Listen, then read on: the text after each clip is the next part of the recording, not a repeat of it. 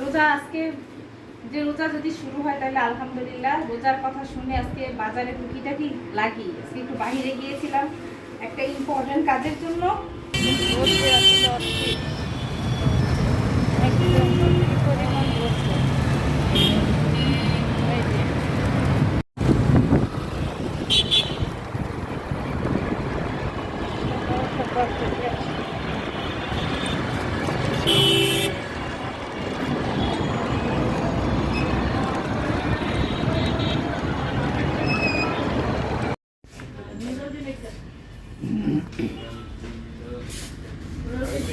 বক্সটা কেমন?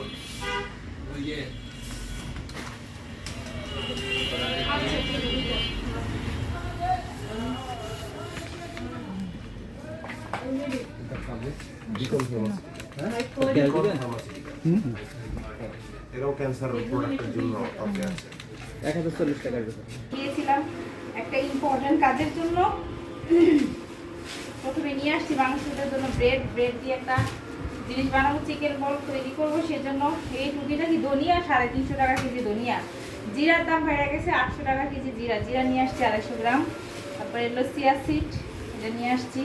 যারা আমার ময়নাও পছন্দ করে, আমিও করি, শরবত খাবো। রসুন সেদিন 1 কেজি এনেছিলাম, সেটা পেস্ট করে ফেলাইছি। শাকটা ফোড়ন দিতে রসুন লাগে, সেজন্য অল্প করে আবার হাফ কেজি নিয়ে আসছি। রসুনের দাম 120 টাকা হয়ে গেছে, সেদিন 100 টাকা কেজি নিয়ে আসছি। আর এই ক্ষীরা হলো দাম বেড়ে গেছে 70 টাকা কেজি, কালকে 100 টাকা কেজি দিতে হবে। রোজ আসলে তো 70 টাকা কেজি নিয়ে আসছি।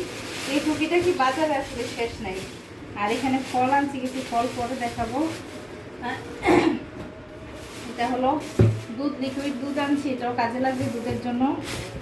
আর এটা হলো আজকে আমার ছোট বোন কচু দিয়ে দিতে আছে, কচু পাঠাইতে আছে, আমার আম্মা আসতে আছে, তো সেই কচু দিয়ে খাওয়ার জন্য ইলিশ। এখন তো বাজারে এরকম বড় ইলিশ পাওয়া যায় না, যাই হোক যেটাই পাওয়া গেছে এই তিনটাইগুলি 1000 টাকা কেজি নিচ্ছে।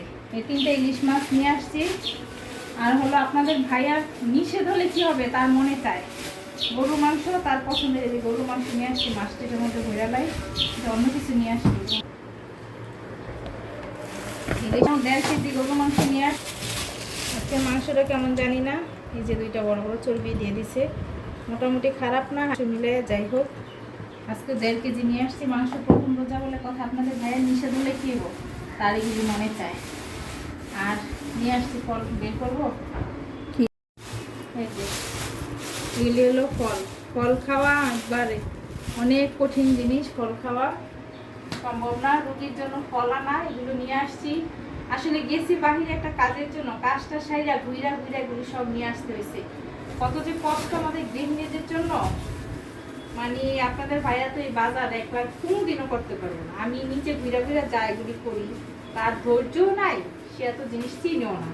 দোকানদারকে বলবে, দোকান